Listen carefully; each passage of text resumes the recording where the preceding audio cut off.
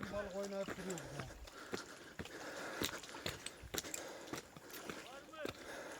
Nereye dönüyor?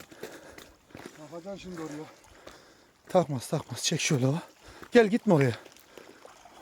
Otların araya gitme. Gel oradan çeksen şimdi oraya bak. Fazla büyük değil ya.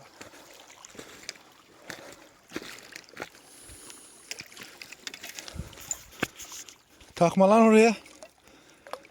La. Heh.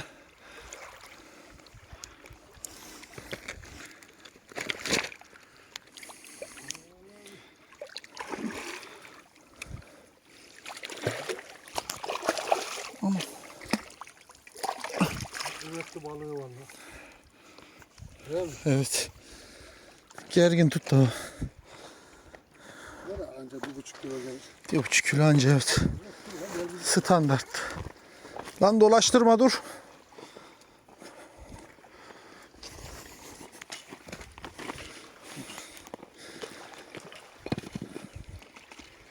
Çok dik la bu kamış. Sen dur şu videoyu tutsana. Al. Çek de ben çıkartayım istiyorsan. Düştü mü ağzından eline? Kanalına takılmış. Dur. Tamam dur bir sen al sen şunu bir. Sen şunu tut şöyle.